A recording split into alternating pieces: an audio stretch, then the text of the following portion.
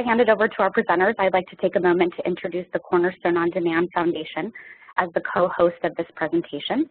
The Cornerstone OnDemand Foundation was launched in 2010. Next slide. Through the contribution of our technology and talent management expertise, we strengthen nonprofit organizations by helping them develop, engage, and empower their employees and the communities they serve. Next slide.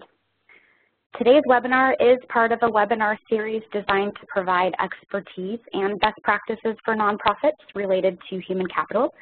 And this webinar series is an extension of the HR Pro Bono Core. This is a foundation initiative which provides HR-related coaching and consulting to nonprofit organizations at no cost. The HR Pro Bono Core focuses its support in 3 areas: performance management, learning management, and succession management. If your organization has a need, we encourage you to reach out to us. Next slide. Today's presentation is the first of a 2-part series that addresses the use of competencies for nonprofit leaders and evaluation of performance for nonprofit leaders. Information on the second part of the series will be shared at the end of the presentation.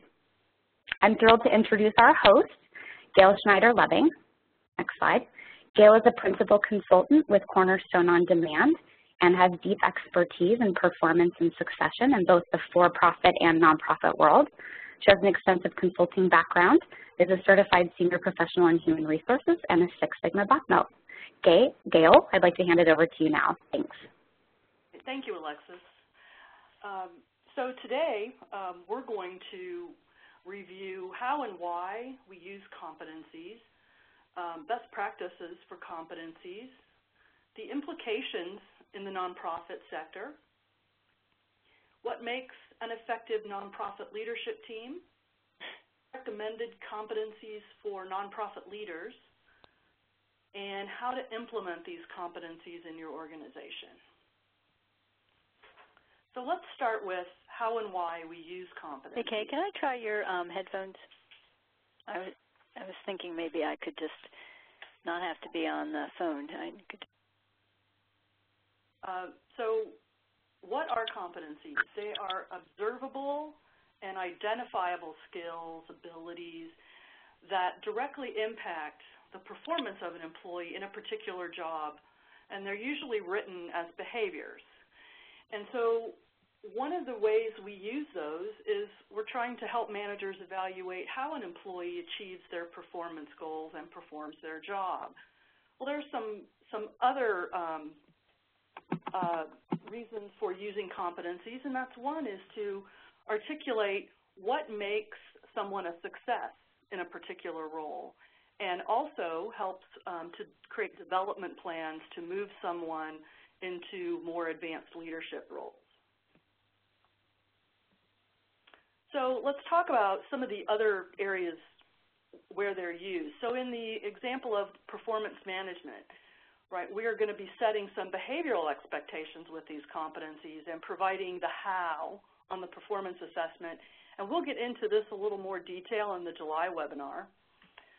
In the career and succession area, we're going to provide a development roadmap. When we identify someone as a high potential or potentially moving into a senior leadership role, this kind of competency framework is going to help an employee understand where development is required. Leadership and development can actually build curricula around leadership competencies and really kind of force that alignment of leadership skills to the business strategy. And in your case, it would be whatever strategy is in play at your nonprofit organization. So let's just review a few of the best practices. Effective competencies are tied to business strategy and to future organizational needs. We don't want to just evaluate and develop people for what we need today. We want to be thinking a few years ahead so that as we're developing and building capabilities, we're going to be ready for what's ahead of us in 2 or 3 years. Competencies need to be easily understood. I've walked into companies where the competencies are written as if a PhD wrote them, and the average person has trouble understanding what they are, and then how to apply that in their everyday work life. So making them easily understood is very important. Clearly described kind of goes along with easily understood. But when you're asking folks to embody certain behaviors, we really need to be very prescriptive and very, very clear about what we're talking about. And we really like to limit to no more than 5 to 10 for an employee. Now, that's around performance management. Now, in development, you may have more competencies to use for development, but around performance management, 5 to 10 is about the limit before a performance review becomes a little bit unwieldy and too much to handle. So we've talked a little bit about what a competency is and what we're going to use them for. Let's kind of focus in now on nonprofit sector specifically. So nonprofits are under a great deal of pressure. I am sure that you are all aware of that. We have a lot of rapid growth in nonprofit. Societal issues are more interrelated. Nonprofits are starting to have to, in some cases, partner with other groups because societal issues span multiple organizations. Increased funding challenges. I know in my work with the folks that I work with locally, this is a huge issue. An increased focus on impact analysis. You need to be able to show that your programs are having the impact you say they have. And this adds a tremendous amount of pressure. And then we have, you know, upcoming mass retirement of leadership. I mean, this is happening in every sector. And so this is a concern. In fact, the Nonprofit Leadership Alliance did a study, and I just want to give you a couple little pieces of info. They say that 36% of the organizations that they surveyed have a talent pipeline to ensure their leadership and the continuation of their mission. And about 29% of those say that they do not. And the other 35 say they're okay, but they really don't have a plan for how they're going to build future leaders. And so one of the ways to help build these capabilities is by using a competency framework to evaluate and continue to develop folks within the organization to take on more strategic roles. As you know, nonprofit leaders really need to be able to manage vision and purpose and make quality decisions, motivate staff, all of those things. And with limited resources, the competency framework might be a way to help position that. So let's talk a little bit about what makes an effective nonprofit leadership team. Big picture thinkers. So we're looking at holistic organizational perspective versus a very narrow program perspective. You want your major team leaders to really be able to move easily from advocating for their area or their program to really helping build solutions for the whole organization. You know, most organizations are run by an executive director or CEO, but the senior leaders that report to that person are equally important in driving the vision. We want knowledgeable leaders with critical thinking ability. And this is incredibly important because we want to make sure our leadership team understands the business model, right, and can balance the mission and the programs with financials, right, and keeping the organization moving forward. Effective communicators. I think this is an issue in any sector, so this is not just specific to nonprofits, but having a leadership team that can really communicate the vision allows a lot of nice time for brainstorming and can really just discuss strategic issues with staff is going to go a long way to keeping everyone aligned, right, to organizational goals and mission. A shared strategic vision. the leadership team needs to be able to share vision, direction, and values. And so we're looking for folks in this role that can help create that vision and maintain it. Value differences, right, and being accountable. So when we're talking about valuing differences, we're talking about really looking to diverse groups to provide innovative solutions to problems, creativity. Better decision-making usually results from valuing differences. And then accountability, I think, is one of the biggest. Some organizations tolerate folks that maybe they shouldn't tolerate for various reasons. This is a hard thing in nonprofits. It's a hard thing in for-profit. But we really need to hold people accountable and not tolerate poor performance. And competencies are a way to help make sure we have the right skills in place. So if we take kind of this picture of what an effective nonprofit leadership team would look like, we need to translate those into more specific competencies focused on nonprofits. So I adapted these competencies from research from the Nonprofit Leadership Alliance, and I chose 8 of them that stood out to me. Clearly there are probably others, but I think this is a good place to start. Nonprofit management, program management, board and committee development, community relations, business development, volunteer management, ethics and values, and diversity. So we're going to go through each one of these briefly and talk a little bit about them. So for nonprofit management, we're talking about knowing how nonprofits work, right? Understanding what it takes for an organization to raise money to fulfill its mission, right? And we're talking about things like public policy, HR procedures, working knowledge of basic laws and regulations. Maybe they can even explain the role of nonprofit in advocacy and public policy processes. Explain the principles and standards of effective control of fiscal operations. This whole nonprofit management area is really highly relevant to leaders at entry and director level. And it's a competency that grows more important as someone moves up through the organization to higher level positions.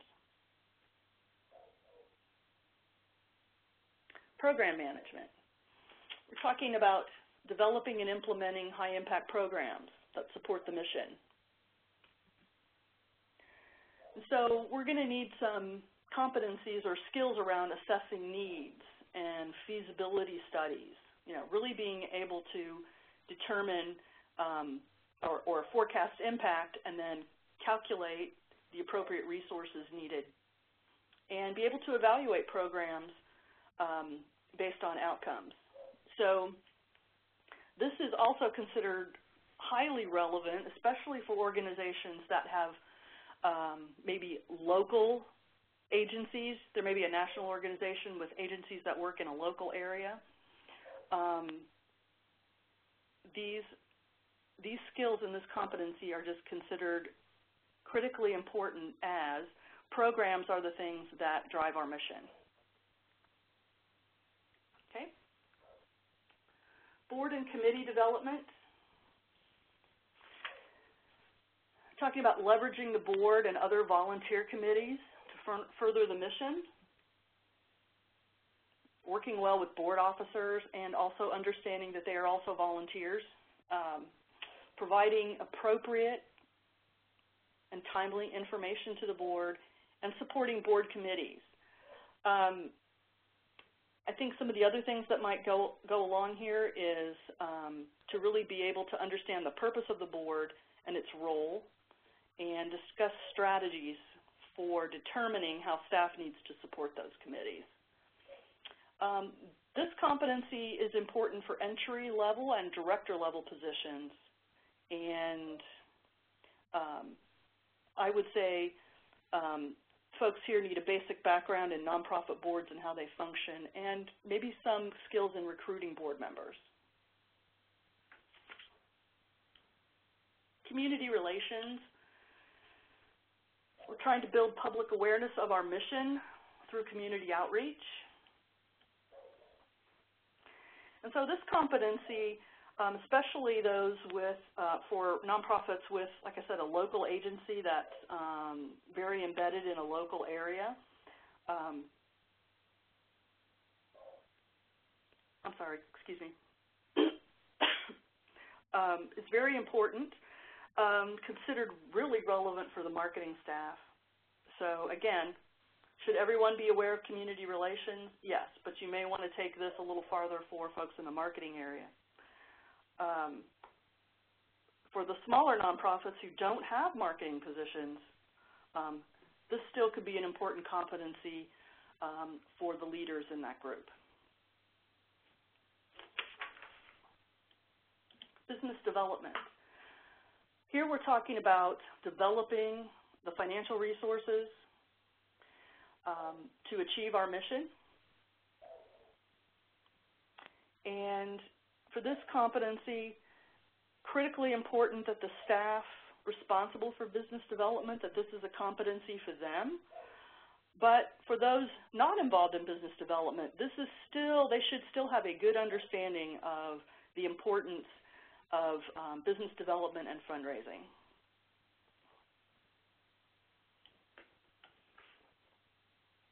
Volunteer management. Creating volunteer programs to further the mission. And so advanced volunteer management skills are relevant to volunteer managers within the organization, but I would say that most folks in a nonprofit, especially if you have a local, group of volunteer boards, this is a key critical competency because volunteers in many cases make things run. And so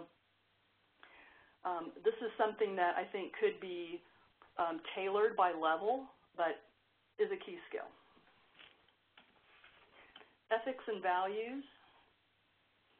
I want to understand the importance of ethical standards, accountability, code of conduct, right? You could even weave the mission into this. And so we're looking for folks who can follow ethical standards, code of conduct, and are committed, right, to the organization. This is a competency that I would say we would call core and critically important for all positions, all levels, in all organizations. And of greater importance than understanding and explaining the ethics is the ability to really be a role model on ethical behavior. So this is something, if you're putting this in your competency framework, this is a competency to spend some time on. And diversity appreciation.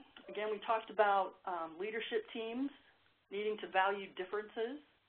So we want to support diversity initiatives and contribute, right, to a climate of openness and inclusiveness, not just within the organization, but within the community. And so, this is measuring whether people are at ease in different settings, interact well with different populations, and can appreciate similarities and differences in others and in other points of view. I would put this in the same category as ethics. Everyone should have this. And when we talk about diversity here, we're talking about a very broad definition, including race, ethnicity, gender, age, religion, sexual orientation, all of that. So, again, a very important competency. So we talked about those 8 competencies very, very quickly, and I think many of you were thinking to yourself, well, that's great, but our organization has some very unique characteristics. And so recognize that one size does not fit all. I would never expect you to take these 8 competencies, slap them in, and use them. what we need to do is really think about the fact that these cover the major functions of a nonprofit, but depending on what you're focused on, the position of the employee, you may need different competencies or maybe slightly different skills as part of that competency. So tailoring is important. And for example, I use the example of business development, right? So for the business development director, this competency would be great, right? But for senior leaders, they may need just an understanding of the concept. So the verbiage around this competency may be slightly different and a different set of skills for different folks. I think another example is executive directors, right?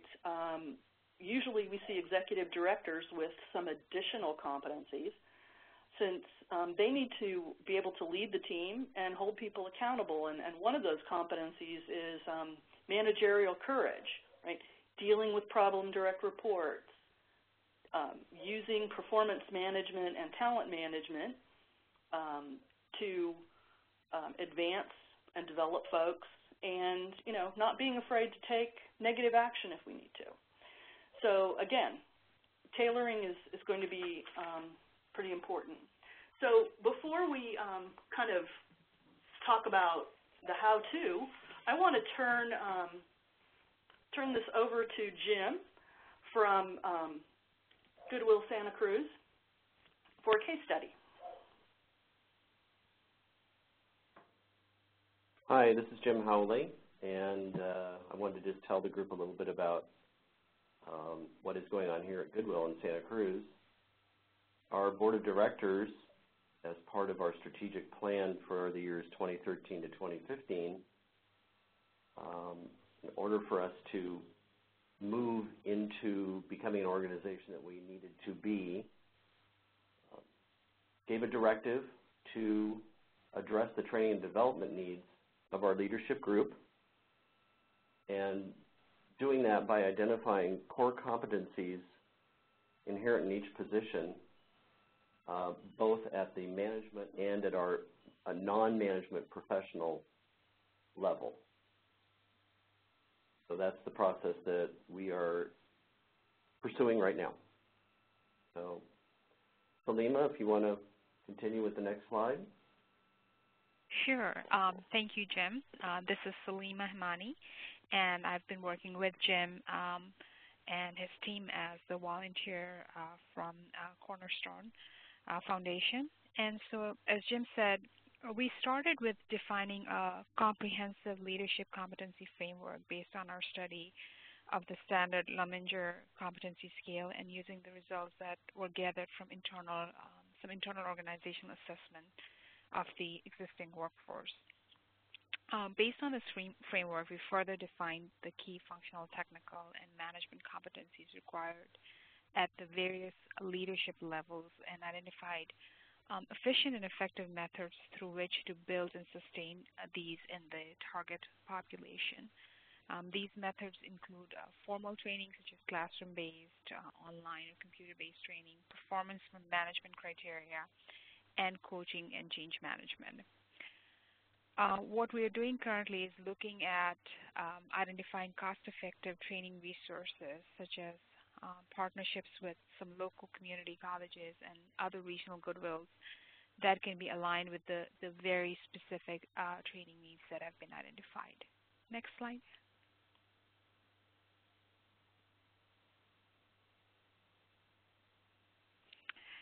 So our project team's goals for the remainder of the year are to pilot this program with a sample group of leaders in the organization and really reassess their proficiencies in the key management and professional competencies that have been identified for their job and career level.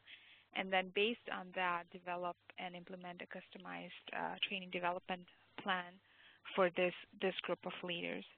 And then the longer-term vision for us is to roll out the training program for the rest of the organization based on the lessons learned from the pilot group, and then look at building out the other supporting performance management and change management coaching programs that are needed. And with that, I will hand it back to you, Gayle. Great, thank you. Okay, so let's kind of talk a little bit about, we talked a lot about the competencies, definitions, and we've heard from Goodwill. And so let's kind of talk about what you might be able to do next if you want to proceed down this path. So we want to really do some thinking about what your current competency needs are in your organization. And those can be pretty tailored, right, to your mission and what you're all about. And really decide if these current competencies or things that you're currently hiring for are really going to be needed, in 2 to 3 years. And if they are, let's keep them. Second, we also want to think about what might be needed in the future. Fundraising has changed a great deal. Things are changing all the time. Technology use, right? So information technology and its use in fundraising and volunteer management and lots of other things. These are skills you might want to really be thinking about now, putting in a competency framework. And then once we get these competencies done, we use them for performance management. Let's think about them for development.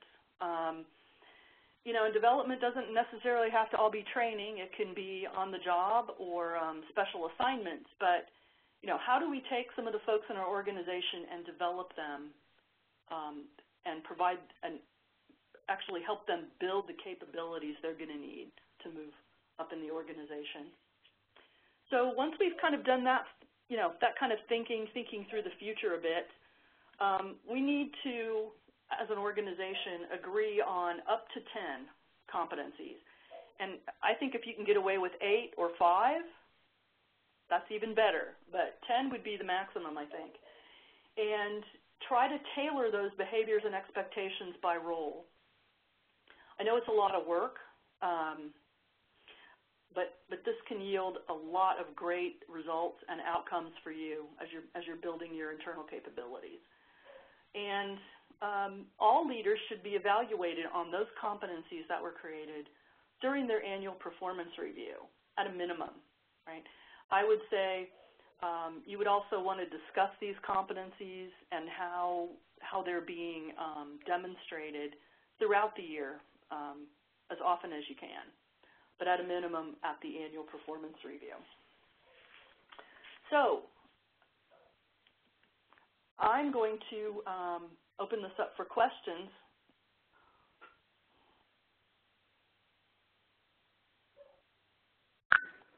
Okay, I want to remind everybody that there is a chat window at the top toolbar. So if you do have questions, feel free to go ahead and type them in the chat box. And Gayle, we do have a couple questions already. I'll read them out loud.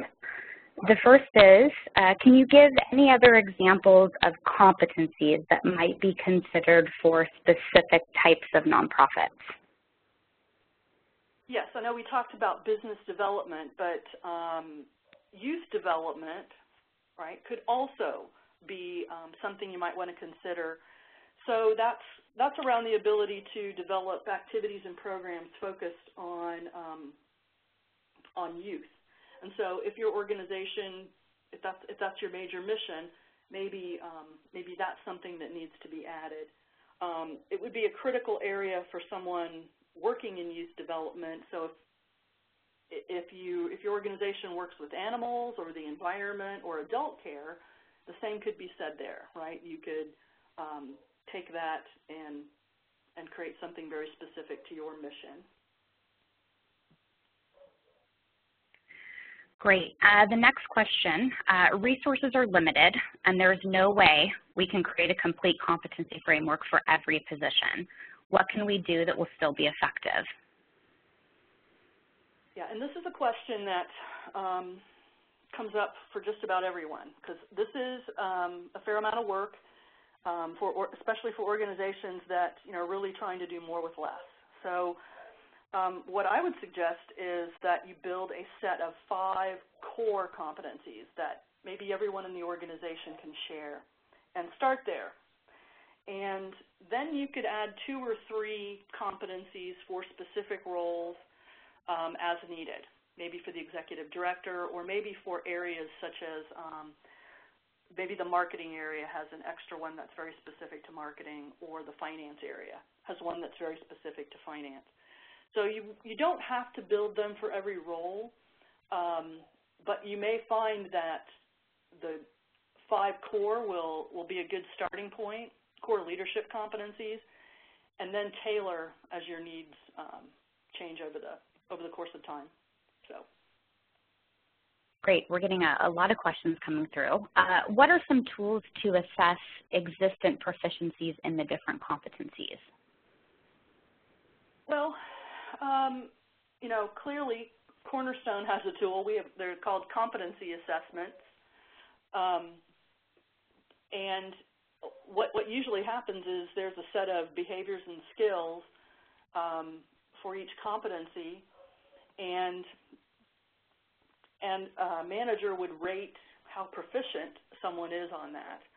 Now, you can do that on paper as well, but it's really, you know, when we look back at the presentation, when you have the competency and then the bullet points, you might rate each person on how proficient they are in those bullet points. And let's say someone, you know, is a 2, or you rate them as below expectations, or whatever your rating scale is, that would be a gap. And then you could think about what development might be appropriate to get them to, you know, an acceptable level, or get them to an even higher level of proficiency so they can move into a higher role. I hope that answers the question. Okay.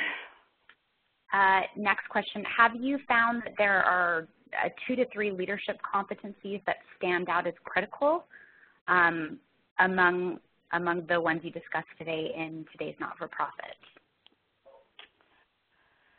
Well, based on my experience and what I'm seeing in the work that I'm doing, my volunteer work, I would say nonprofit management, and I'm talking about, you know, even the financial aspects, the HR aspects, really understanding how to take some of these concepts and make them work in the nonprofit environment. You know, everything's mission-oriented. It's all about money, getting money to achieve the mission. And so that competency of really understanding how nonprofits work, I think, is critical. Second, business development and fundraising. Again, I think we go back to money and mission. Money's got to be in there. And then, you know, ethics and values runs right up there at the top with me as well, right? Because you really want folks being a walking advertisement for your organization. And so that, to me, is key. So those will be my top 3, I guess, followed quickly by program and volunteer management. So. Okay, another question. How do you hold people accountable for following their identified competency development plans? You know, yeah, so if you're using a system, right, you could track those development plans, obviously technically, but you can do this on paper as well. And I think the most effective thing is to, at the end, when you have your annual performance review, you talk about, and we'll talk about this in July as well, you talk about your development. You know, here's where you were last year, here's where we're going, here's your development based on where we want you to go and where you want to go. And I would say that plan should be checked, or you should check in with that person on that plan. Optimally, it would be quarterly, but even if you do it in the middle of the year, that is far better than not checking in. And I think a development plan is kind of an agreement between you and the employee. And if you have a mid-year check-in or just a meeting, have some coffee and go through the development plan, and there's not a lot of progress, that to me is somewhat of a performance issue, and you need to probably address that. Okay, next question. How do organizations typically distinguish between competencies and values, particularly in assessing and developing talent? Yeah. Well, competencies, like if we talk about the core competencies, right, the competencies that maybe everyone in the organization has, those are usually driven from the mission and the values, right? So things like, well, ethics might be one, customer service or customer focus, client focus, whatever, those are usually universal and considered core. And so these are the kinds of behaviors you want people to embody just as being part of the organization. So my suggestion would be to create 3 to 5 core values based on your mission. And you don't need 5, you could have 2. I mean, that's fine, whatever makes sense. And include those in something in the annual review or even just a discussion around development. It helps people understand the expectations of the organization, and it is a competency. Even though it's kind of value-based, it is a competency, a behavior you want folks to exhibit. So again, I think it goes back to the core competencies. And then we have one last question that's kind of a follow-up to the last question. How can we weave our mission and values into the competency framework? Exactly what I just said. So I think you take, we talked about competencies for leaders here. You can also have competencies, core competencies for everyone in the organization, and many people start there. And that is where I would definitely weave the mission in. And tailor the language around your specific mission and goal, and or take that ethics and values competency and tailor that so that it includes statements about your mission and the values the organization holds dear. Great, thanks, Gayle. Well, that concludes all of our questions, but I would encourage the audience, if you do have additional questions, feel free to reach out to us. As a friendly reminder, today's slides and the recording of this webinar will be posted on cornerstoneondemand.org within 72 hours. Please do also join us for the next webinar in this series, also hosted by Gayle, Performance Reviews for Leadership.